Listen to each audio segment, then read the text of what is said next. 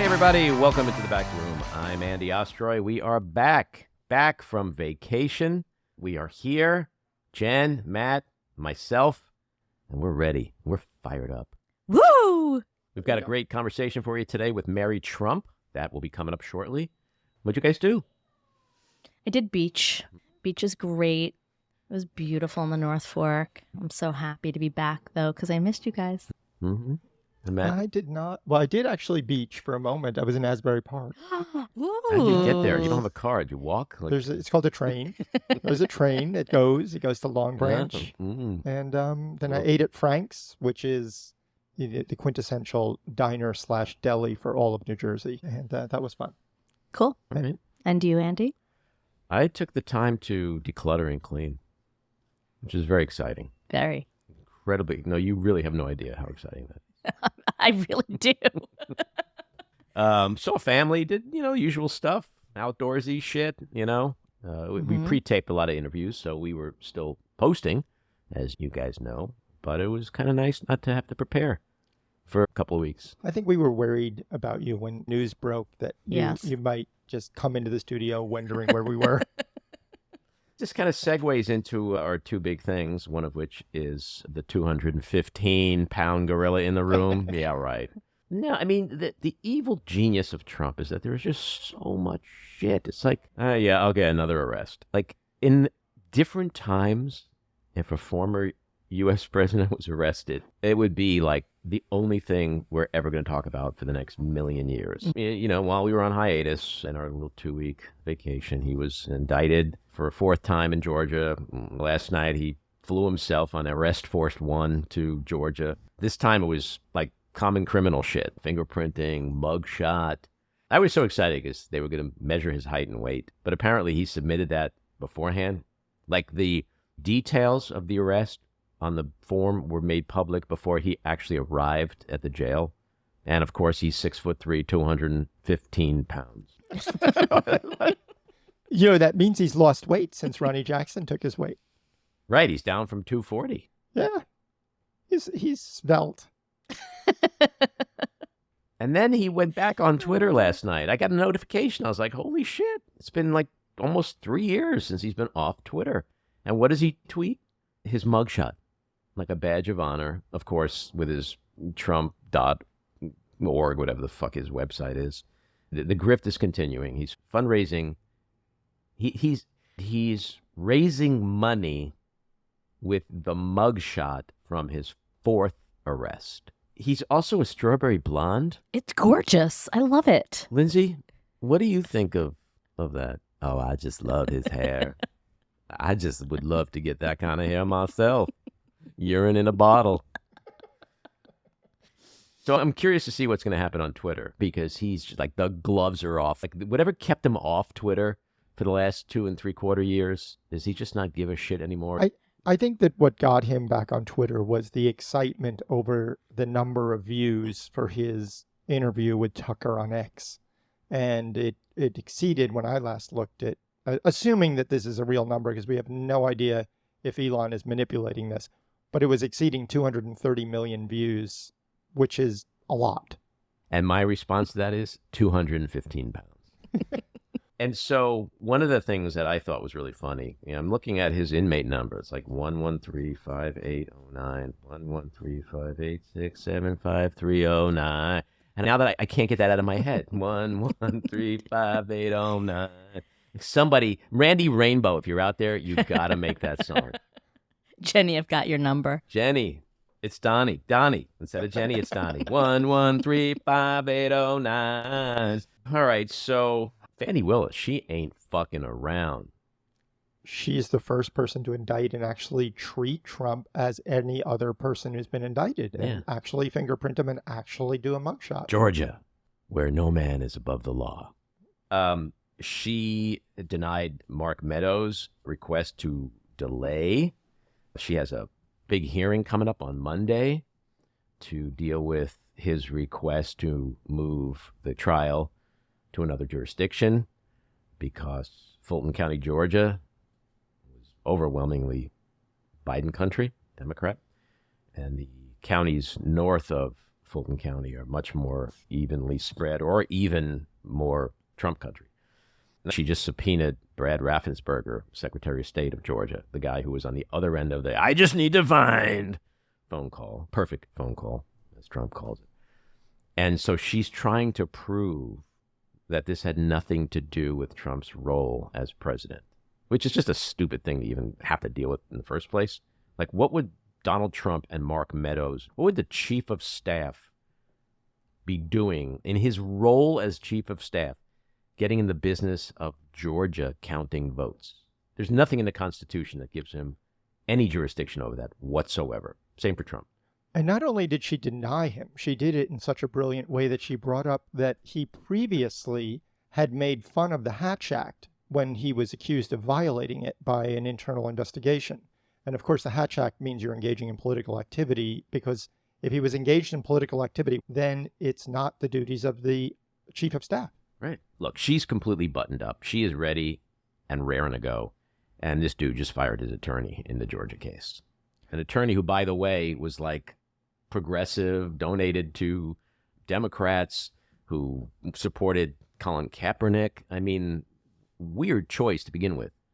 But his new attorney, like his old attorney, like it's I don't know what goes on in Atlanta, but they all are known for representing rappers. It's like his old attorney, well, he represented Little Jeezy and Wheezy Sneezy, and the new lawyer, he and like Big Poppy Poopy and Small Jeezy. It's like, I don't know who these people are, but apparently they got in a lot of trouble in Georgia, and Trump's lawyers are like the experts on this shit. Going back to the other indictees, I think we really have to talk about Jeff Clark and Rudy Giuliani for their responses. Jeff Clark, who blocks me on Twitter, by the way. But Jeff Clark actually demanded that the judge hear his case at a specific time, that he wanted to delay this. And also, he felt like it was very inconvenient to be forced to fly to Atlanta so quickly. This is in his filing. That's fair to me. I just move the whole... Where is he located? I think he's in D.C. D.C. They should just move the whole trial to D.C. for him. I think that would be That's taxpayer expense. I'd chip in for that. We all have been. The other thing that occurred this week is the debate. Simultaneously, Trump posted his interview with Tucker Carlson. We got a little snippet of that. Physically, he's not exactly a triathlete or any kind of an athlete. You look at him, he can't walk to the helicopter. He walks. He can't lift his feet out of the grass. You know, it's only 2 inches at the White House, right? It's not a lot. But you watch him, and it looks like he's walking on toothpicks. So, and then you see him on the beach where he can't lift a chair. You know, those chairs are meant to be light, right? They're like 2 ounces. You lift them up. He can't lift the chair. He can't walk to the chair. And I don't know what they're doing with the beach. You know, this beach is seeming to play a big role, but they love pictures of him on the beach. I think he looks terrible on the beach. Looks terrible on the beach. Skinny legs. Well, he can't walk through the sand. You know, sand is not that easy to walk through, but when he walks through it, he can't walk through the sand. And there's somebody in there that thinks he looks fabulous at the beach. I think he looks horrible at the beach. Plus, the beach doesn't represent what a president's supposed to be doing. What the fuck is he talking about? That interview was bonkers. You know, excuse me, first of all, have you looked in the fucking mirror? Like what you look like? At least Biden can stand on a beach without a shirt on. But then he talks about Jeffrey Epstein and killer mosquitoes. Like, how does anyone look at this guy and go, yeah, he's my guy? That's who I want back in the Oval Office. Kids, this is why you don't use cocaine. So the debate, what'd you guys think? Yeah, exactly. All right, let's move on to the... Well, I mean, there were a lot of interesting things in the debate, even though it was an hour and a half. I'll never get back. First of all, 2 hours. Actually. I couldn't watch It's even worse than you thought, Matty. I didn't watch the last half hour, I think. I just fell asleep. But it was interesting to see Chris Christie was totally hobbled by Ramaswamy, as I call him. He was going to be the one who spoke and made all the clever things. And then Ramaswamy just sort of took over, and he was awful. I just couldn't watch him anymore. He's just like hopped up on hoofers. That dude is jacked. He's so fucking manic. And that smile, like, dude, stop that. I've seen that on Dateline. I mean, that was the amusing part, but I think that the part that it kind of ruined Ron DeSantis's any hope. I mean, it was obvious that he was completely overwhelmed. He was barely there. And then the other person that I think was disappointing to some people who like him is Tim Scott was not even on the stage. True. But So- I thought it was pure entertainment. I loved it. It was like Yeah, it was. it was like watching, I don't know, like it was almost like watching a movie. You know, it was, and you know, it was low stakes for a Democrat, right? Because like you just want to watch them attack each other. I thought it was fantastic, and it really showcased Nikki Haley, who, I mean, obviously this wasn't, the primary audience isn't hers, but she looked fantastic and strong and reasonable, and that was surprising. Yeah, I really enjoyed it, I actually. think the biggest and the only takeaway that really matters is that when they were asked if Donald Trump was convicted of a felony, would you still vote for him? Yes. And with the exception of Chris Christie and Asa Hutchinson, they all said yes. That's really all you need to know about this party. Yes. This is not your father's Republican Party. This is not Ronald Reagan's Republican Party. This is not the party of law and order. It's not the party of faith. It's not the party of national security. It's the party of Donald Trump. And it's a fucking cult. And that was a really disgraceful moment. But here was something interesting that Chris Christie said. Whether or not you believe that the criminal charges are right or wrong, the conduct is beneath the office of President of the United States. And that's the truth. I mean, it does matter if it's a crime, and it is a crime, and he committed many of them, and he's going to be held accountable for that. But Christie's right. It's just also about the office. Doesn't anyone on the right care about that anymore? Isn't there no respect for that office? But here's a quick rundown of what I thought about the various candidates. Vivek Ramaswamy, as I call him. Climate change is a hoax. To say climate change is a hoax as the world is literally burning and hurricanes are hitting Los Angeles, like, okay, that was a good call, Vivek. Donald Trump is the greatest president of the 21st century. Faux show. He's just like an arrogant, manic tech bro. That's really the only way to describe him. And that vibe to me is just really Awful. annoying. Yeah. DeSantis, good to know. He's going to invade Mexico. I better get my Cancun trip in before then. And that creepy smile thing. Oh, that was awful. It's terrible. Oh my God. Man, he's not human. He cannot muster up a smile. Nikki Haley, I agree. Confident, aggressive, pragmatic, rational, focused on the general election, Reagan-esque, presidential. She was presidential. She fucking eviscerated Ramaswamy on foreign policy. Her position on abortion, I mean, how much more normal can you get than just let the woman decide, right? She was also talking about education. She called out Trump on the deficits. She was the only one that would attack Trump early on. She was hands down the winner of that debate. And Chris Christie, he had a great line with the chat, calling Ramaswamy, it sounds like Chat GPT. But I agreed, Matty, he was a colossal disappointment. Pence was very rehearsed, although I got to say he was feisty. What do you think, Lindsay? Oh, he was so feisty. I love me some feisty Mike Pence. Delicious feistiness. I'm going to say I think that was kind of the start of Andy Ostroy winning the infamous backroom bet. What? The bet. What bet is this? The bet that Mike Pence is going to win the nomination. But I'm telling you, last night, that's the turning point. The turning point. I'll give you that. He looked strong. He was a fighter, and he wasn't his normal constipated self, for sure. Tim Scott. I mean, people like to say he's a nice guy. He's a real Christian, man of faith, whatever. But he didn't show up. And when he did show up, it was to accuse the federal government of weaponizing the FBI against Donald Trump. He wants to fire Merrick Garland. He wants to fire Christopher Wray. That's just nonsense. Doug Burgum. Such an interesting foil. Eyebrows. What an interesting guy. You took the words out of my mouth. That was an interesting foil, though. But the guy tears his Achilles playing basketball, shows up, stands on it for 2 hours, so he gets props for that.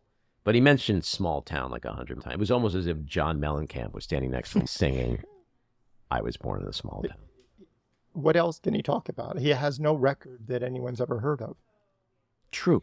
But compared to Trump, like, why not vote for that guy? Exactly. All right, let's get to our winners and losers. My winners, The wonder twins of Trump and Putin, who have effectively eliminated any competition in their ranks. My loser, Jim Jordan, for opening an inquiry into Fani T. Willis. It was the latest example of House Republicans allied with Trump using their power in Congress to try to derail efforts to prosecute him.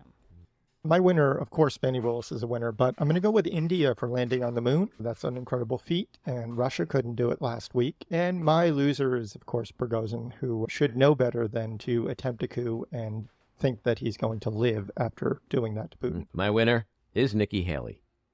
Because even though I got my money on Pence, keep an eye on her.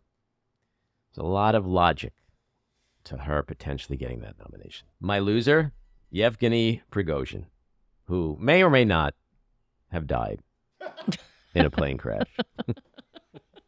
The jury's still out. All right, let's get to our weekly rant. Donald Trump despises losers. He hates to think of himself as a loser.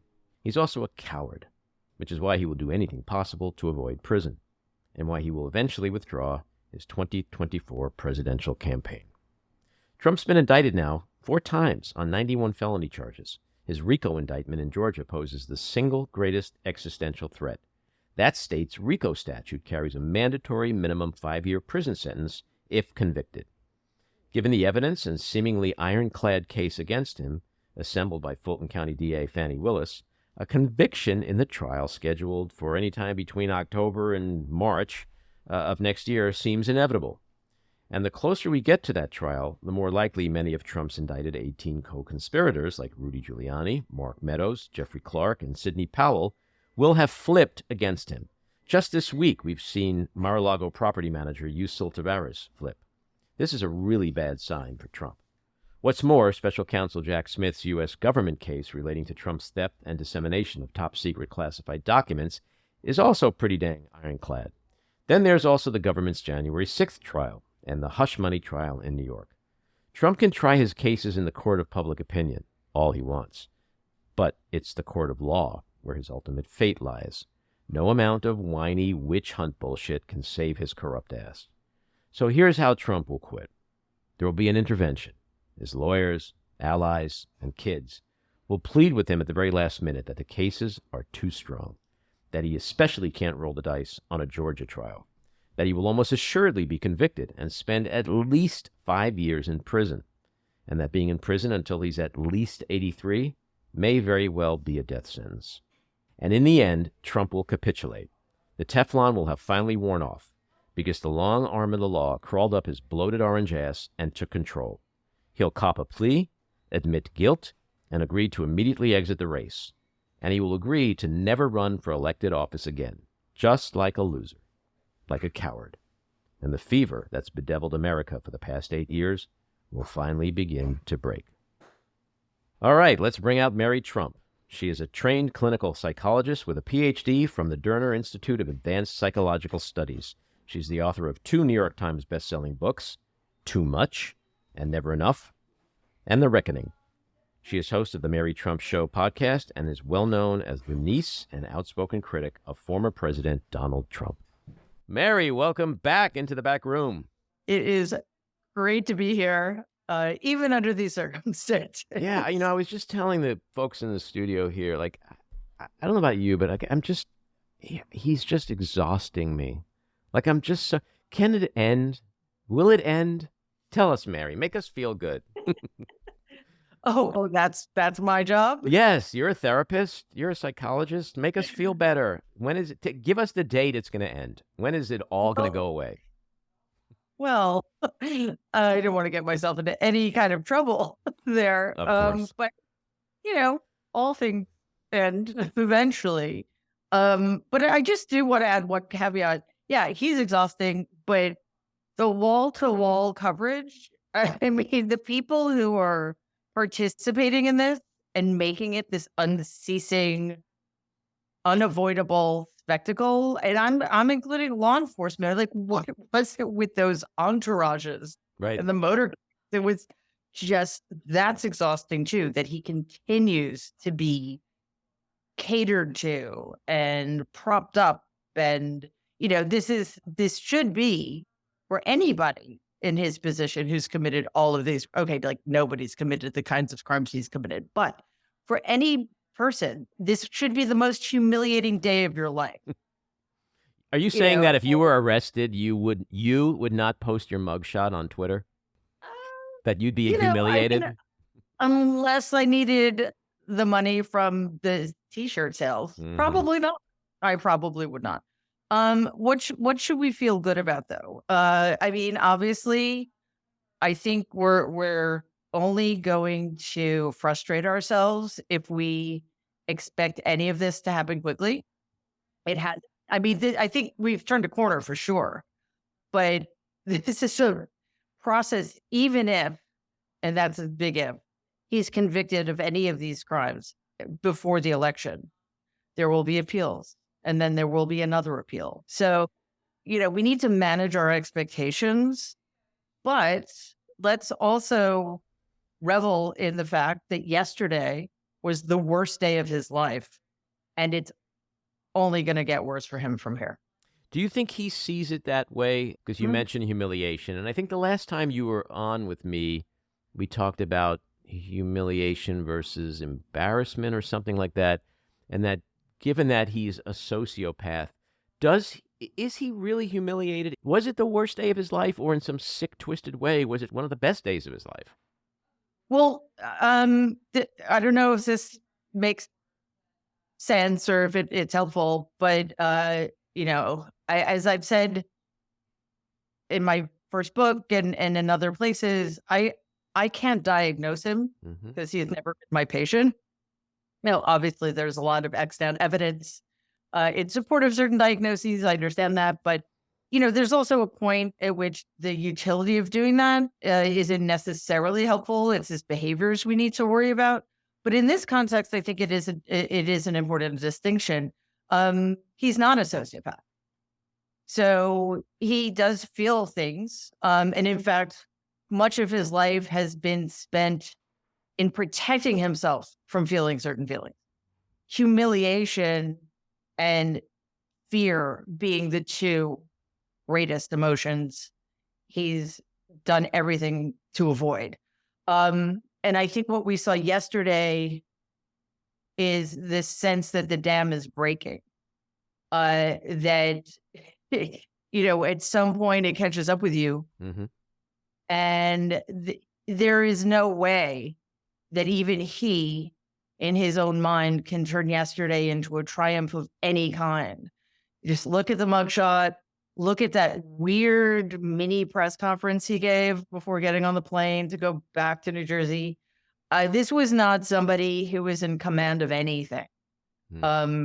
So, I think that's important. He is not immune in the way, a pure sociopath would be. And even they eventually at some point can, depending on the circumstances, can prevent the walls from closing in. But he's under so much stress. And in something that other people have pointed out that it's sort of worth noting, in all of these instances, he's totally alone.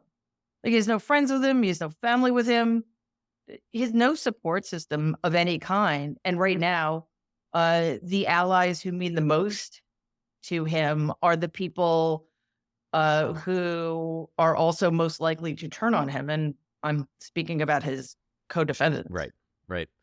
It's interesting. You said a few things that really interest me. One of which is the spectacle of the motorcade. There is some silver lining like in that. If we remember the whole fear-mongering phase of the Mexican caravans, the caravans are coming with the thugs and the criminals and blah, blah. And to now be witnessing this little caravan of their own, of him and his 18, one by one, driving into Fulton County, and the full circleness of it is very gratifying to me. But I'm interested to talk more about the sociopath thing, because I've always been under the impression that he's a sociopath. I mean, years ago, I went online, I was like, all right, give me the 10 qualities of a sociopath. And so it's like, yep. But you don't think he's like a, clinical, or however the professional term would be. You don't think of him that way.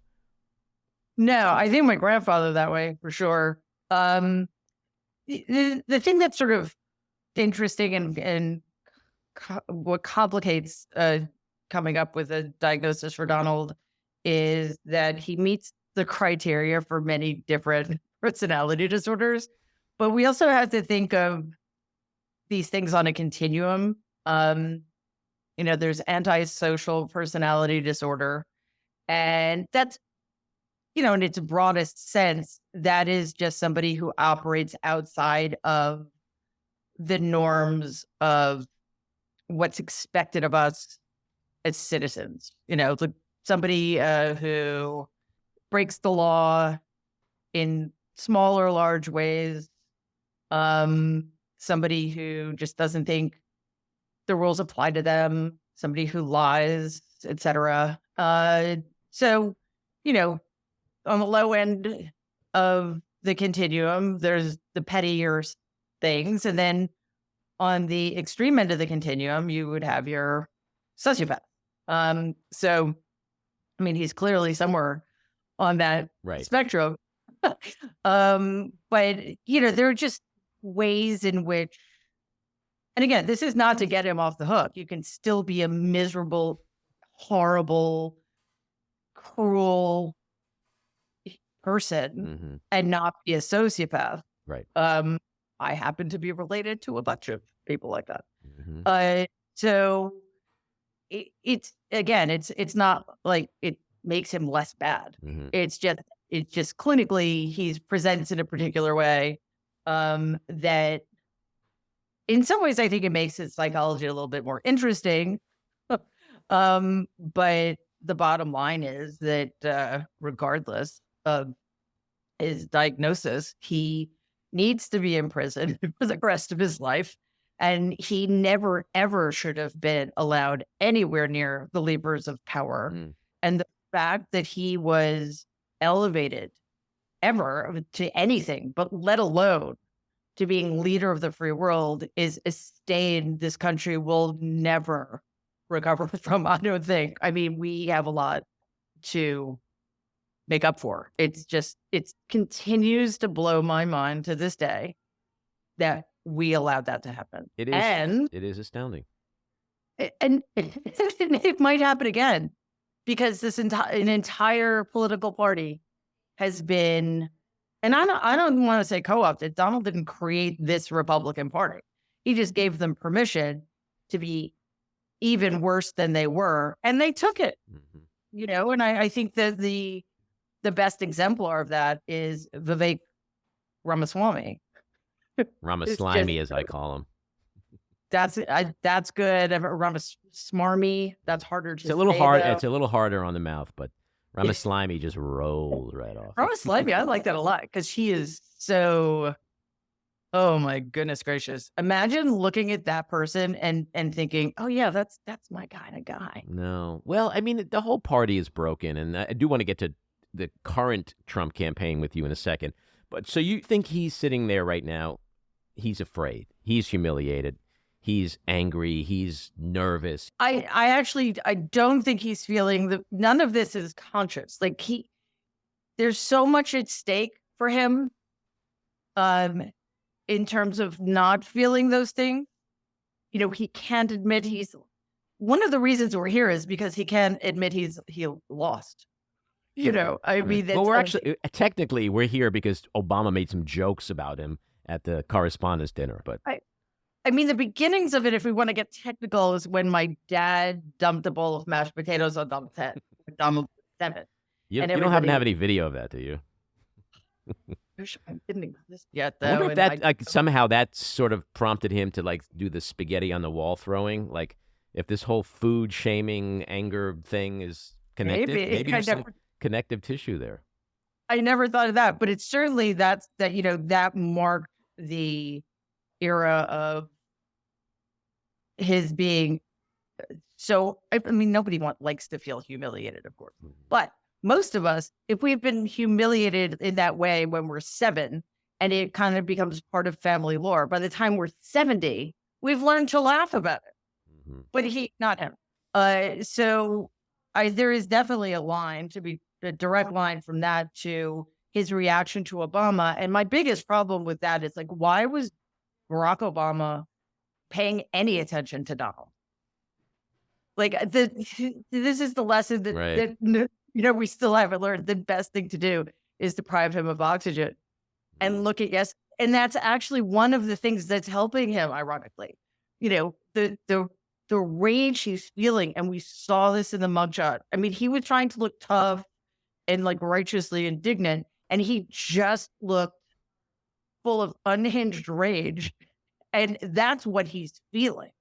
But that rage is as extreme as it is because that's what's needed to counter the fact that the sense of fear and humiliation are starting to break through. And that's just, that would annihilate him. So if he were left alone with that stuff, that would be very dangerous. But now all he needs to do is turn on any channel, and that's him 24 hours a day. Mm-hmm. Donald's the center of the universe again. And, most of us would think, well, that makes everything worse. For him, that sort of ameliorates everything because, look, I'm still the most important person on the planet. And sadly, he's not wrong. No, that's And why I'm exhausted. It's like this disease that you're just trying to get rid of. It's like a fever that won't break.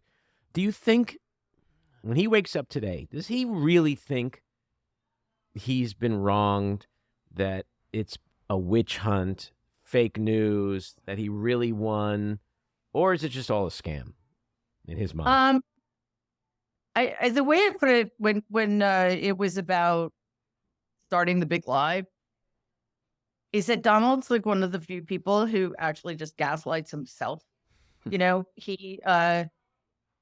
he's lying at first, and he repeats the lie strategically to get other people to believe it. And then he kind of starts to believe it himself. So the truth, it's like both things at the same time in a way. So it's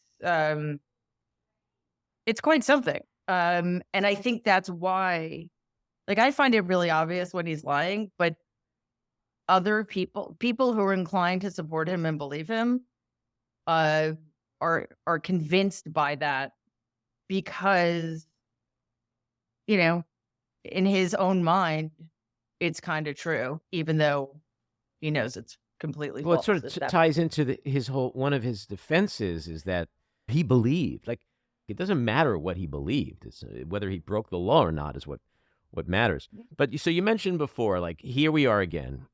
Like, it's 2023. The man's been indicted 4 times, arrested 4 times. We have a mugshot. He's been found liable of sexual assault. Yet he is the front runner by as much as 35 points or more. Does it say more about his base than it does about him at this point? The more fascinating thing to me is that even his strongest, most loyal supporters 8, 9, 10 years ago were different people. They were just maybe weird and right-wing in other ways, but they weren't in a cult. How does that to me is the bigger issue here, because when I saw him on Twitter last night, I mean, I got an alert. I was like, holy shit, he's back on Twitter? And that said to me, he is fucking angry. He is enraged. And it's like, I think the next couple of years in this country is going to get worse before it gets better, in my opinion. And God knows what can happen. Oh, yeah, it's definitely going to get worse. The question is, will it get worse beyond the 2024 election? Or will we take that as an opportunity to get serious about changing things in this country? I don't know. And that's the fact that we're in this actually in a worse place now than we were in September, October of 2020 is unfathomable, but we are. Okay, so as for the base, like anywhere, any country, any culture, there's going to be 25-28% of the population that's just the worst of the worst. And the role, or one of the roles of liberal democracy, is to contain those people and kind of make them irrelevant. But thanks to the Republican Party, Donald got into the White House, and for 2 years, 100% of the federal government responded to and elevated that 28%. So the whole all elected Republicans represent the worst of the worst. That you can't separate them out. I mean, they are in lockstep with Donald, who is completely beholden to the base. So if the Republican Party cared at all about the future of this country, they would stop caring about what the base thinks. And yes, you're right that their behavior, the behavior of the base has changed or become more extreme. But again, that's because it was allowed to. It's not that they're not different people because suddenly they're worse. They're behaving differently because they were given permission to be as bad as they want to be. Or shaped into that. I mean, yeah, think of it as a cult, the cult leader shapes them into that behavior. Plus, again, the entirety of if you have, let's think of it in terms of COVID. If you are a hardcore Republican, you've always been a Republican, and you really admire the Republicans you vote for, and you're being told by the people you've put your trust in by voting them into office, you're being told by your senators and your representatives and your governors and your president and what have you, that COVID's a hoax, don't wear a mask, it's only killing liberals or whatever. Why wouldn't you believe that? Why wouldn't you believe them if that? So that's sort of what's happened. So, you've had the whole party kind of training their electorate to believe certain things and behave certain ways. And of course, we've had the acceleration of media siloing. So they're not hearing any information that contradicts their new worldview that has been shaped out of whole cloth, which is why people talk about two realities. Like, well, no, there's one reality, but they've been trained to live outside of it, which is why it's difficult, if not impossible, to reach them. But they're just also delusional. I mean, what do you make of when you see the doctored photos of Trump's head on like Schwarzenegger's body, and like that's just next level delusion. What gets people to that point where it's not just like, oh, I like Trump, I like his policies, but like they see a big obese old guy and somehow in their brains they're seeing Stallone. 200 pounds. What do you mean? 250 and strawberry blonde. Let's not forget the strawberry blonde. What the hell? What is that? They didn't say strawberry blonde. It's a nicer way of saying urine colored, okay? Because that's really what we're talking about.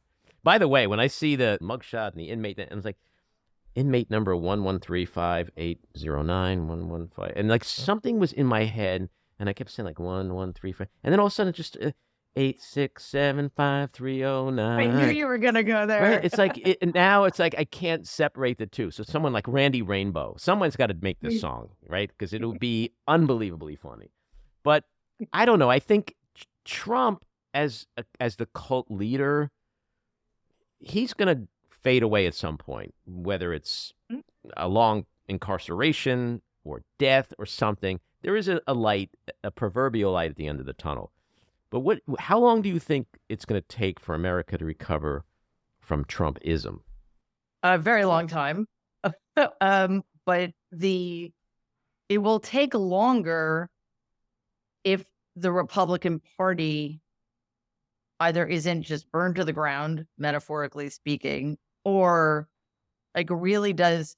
I don't know if they can do soul searching because they don't have a soul, but unless they start to come to terms with the damage they've wrought and get really serious about reforming themselves and helping to educate people, it's just going to take longer. So the only way to shorten that path is for Democrats to win in such enormous numbers, to defeat the Republicans so soundly, that the Republicans really are in a minority. The problem is, like, that's what needed to happen in 2020, and it didn't. Republicans outperformed Donald, and we needed massive victories in the House and the Senate, and that did not happen. We got the House, but we had the Senate 50-50, and then we lost the House. So the problem is the system is rigged against democracy with the Electoral College, the Senate itself, and the Republicans know this, which is why they are trying to cheat through gerrymandering, et cetera. The task becomes that much harder because it's really important for people to remember that Joe Biden didn't win by almost 8 million votes. Mhm. He won by about 44,000 votes. That should keep us up at night. No, it's just like 3 or 4 states that made the difference. 3 states, 44. All the Republicans need to do is cheat enough Mhm. around the margins in 3 states and flip 22,000 votes. So that makes it a little more difficult to win in overwhelming numbers because of how the system is totally rigged in favor of Republicans. I mean, we have a 50-50 Senate in terms of the number of senators, but the 50 Democratic senators represent almost 40 million more people. Right. Wyoming, which has 500,000 people, has 2 senators. California, which has 40 million people, has 2 senators. It's unsustainable. Yeah, the founding fathers weren't so smart, were they? A friend of mine is a First Amendment attorney, and one of the first things she said through the first conversation we ever had when we met was the founding fathers were a bunch of idiots. Like, Well, yeah, they knew what they knew that's at that fair. time, and they did the best they could. But who could project out 247 years later what we would need? It's like the Second Amendment. The verbiage in the Constitution doesn't apply to what we Yeah. want today. So I'm assuming you saw the debate or saw parts of it at least. But how do we end Trumpism when most of the candidates who are running against him stand on a stage, not only pledge to vote for him again if he's a convicted felon and the nominee, but defend him? Did these guys not get the memo that they're actually running in a campaign against him? Now, maybe they have other motivations, perhaps to be vice president or whatever, 2028, eyes on that race. But I had a former Trump, they called her the Trump granny. I had her on, Pam Hempel, a few weeks back. And she said, when you have your president, when you have senators in Congress, and they're all telling you, yeah, it is true what Trump is saying, you believe him. So until the Tim Scott saying that we got to stop the weaponization of bullshit, that is just utter bullshit. He knows it. But what is the glue that keeps them together in saying this kind of stuff, which not only helps Trump, but just fuels Trumpism and makes it that much harder for any of this to ever go away? Well, a couple of things. First, this is the part that makes no sense to me. They know they can't beat him by going up against him and the base. So you would think they would take that as an opportunity, which Chris Christie pretended to do, Right. to attack him and present an alternative, but they're still not going to win. I mean, right, that's the point. They have nothing to lose. So wouldn't the smart money be on attack the shit out of him, call him corrupt, call him a traitor, just present the alternative? I'm not going to win the other way. I'm not taking his base away. It's a mystery why they do that. And the other thing, too, is like, my favorite movie of all time is The Wizard of Oz. My favorite scene is when the witch dies and the guards and the monkeys, and she did. And then they're all happy, right? Like, the minute something would happen to this guy, they would be dancing in the streets. Why don't they have the courage to just do something about it today? Well, because they're making the cynical calculation that, as you said earlier, Trumpism will outlast Donald. Mm-hmm. So if it isn't him, it's not like the base is going to switch allegiance to somebody who is anti-Donald. The base isn't going to become Democrats or anything. They're still going to want their blood and their raw meat thrown at them. And we know that not one person on that stage has any integrity. They all say things that aren't just lies, they're dangerous lies. Like the absolutely insane lie that Democrats want you to be able to get an abortion up to the day of birth. I mean, that's called murder. Even after the baby's born. Or infanticide. So that's just vile and violent. And that's just the Republican Party now. There is no other kind of Republican right now, which is why the only thing that will get them to stop, it's not appealing to their better angel. They're not good. They're anti-American, pro-autocrat, fascist, bad people, right? So they need to be crushed electorally. And again, you could say, well, okay, but Donald's done nothing but lose for them. He lost in 2016. Conversation for another time. That election was totally illegitimate, but even, let's set that aside. He lost the popular vote by 3 million. He lost for them in 2018 and 20. They got crushed in 2022. He's a loser, but they're continuing to bank. Somebody asked me this a few months ago. Doesn't it concern them that Trumpism doesn't scale? And the answer to that question is no, because they still believe they can win by cheating because the margins are close enough. If they keep it close enough on the edges, they can still win by cheating, which is why we need to overwhelm them in 2024 and get serious about reform. Because, listen, Biden had to deal with COVID and a cratering economy and the rise of fascism in America and an out-of-control rogue Supreme Court. There hasn't been a lot of time to focus on fixing the infrastructure of democracy, but we are going to have to do that in 2024 going forward. Otherwise, every election for the rest of our lives is going to be the most important one of our lifetimes until we lose, and then it's over forever. Right. Are you concerned about turnout, or are you feeling good about turnout 24? I'm feeling good about it because I think the American people understand. They understand what's going on. They understand what's at stake. They're probably, like you and I, really friggin' exhausted. But we have 14 months to get our acts together, and so much is going to happen between now and then. So much more is going to be uncovered about the horrors that have been inflicted upon us. So many trials, so many witnesses. So I always think that we need to act as if we're 10 points behind and not get confident, because I think that's what Democrats do. We win and then we relax. No. Yeah. Well, I mean, if you look at the issue of saving democracy, if you look at choice, if you look at gun reform, not only should Democrats be fired up, but young people should be so fired up. And I think they are. So I'm feeling pretty good about it, but I agree with you. It's like this is not a time for complacency or overconfidence or arrogance or whatever.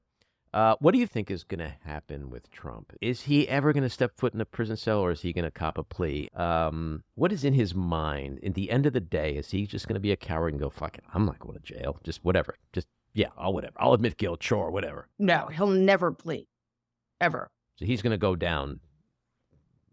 I don't know. If he does, he's going to try very hard to bring all of us with him. Yep. It's impossible for him to wrap his head around the idea that prison is even a possibility. I mean, it's definitely in the back of his mind, but this is not something he can face consciously. And why should he have that belief? He's literally never been held accountable for anything in his life. Somebody's always been around to clean up after him. Mm-hmm.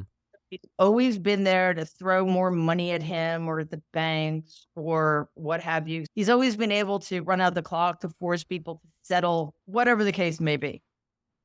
So I completely understand why all of this would be mystifying. Like, how could this be happening to me? I'm supposed to be immune to all of this, And again, I do think yesterday was a turning point of sorts. But it's going to be interesting to see what happens, especially in Georgia for in the courtroom. If there's a shift in his rhetoric or an intensifying of his rhetoric, and again, that's tricky because he has this bond agreement where he has to be careful. And we saw him being careful yesterday, which was interesting. But his impulse control is very limited at this point. It's much lower than it used to be. So the thing that most worries me, look, there are three possibilities. He gets convicted and gets house arrest or something, or the potential for incarceration, or he leaves. He's not going to cop a plea deal or anything like that. There's a lot of time in the interim because, again, he gets convicted, he gets sentenced even, he appeals, and that's another couple of years. Right. You know, his goal in life is going to be to run out the clock on his life, honestly. And the problem, though, for the rest of us isn't, as we've seen, angry mobs. Nobody's showing up for him anymore. Like, there aren't going to be huge mobs in the street trying to take over the country. We're going to be dealing with lone actors and his stochastic terrorism. And we've seen it. We've seen people showing up at FBI offices with AR-15s. Right. Somebody called a bomb threat to Fulton County Jail yesterday. We've got people doxing grand jury members who were simply doing their civic duty. You know, prosecutors and their families and judges and their families are getting threatened. That's where the real danger lies. This was true back in 2020. He will do anything in his power to get out of this. He'll burn everything down if he feels like that's the only way out. Or if there's no way out, he'll burn everything down. And because nothing matters to him outside of himself. This is a very dangerous time for our country. And it's just amazing, Andy, that this is exactly a conversation we could have had in November 2020 or January 2021. It's absolutely stunning that here we are. And you can say that it's actually more dangerous now. There's more at stake now. More people are getting activated now. More people are feeling aggrieved. Well, you're right. The lone wolf concern is huge. I do agree that we're not going to have a J6 again. That's just not going to happen. But the ground is so fertile for violence, and he will try to burn it to the ground.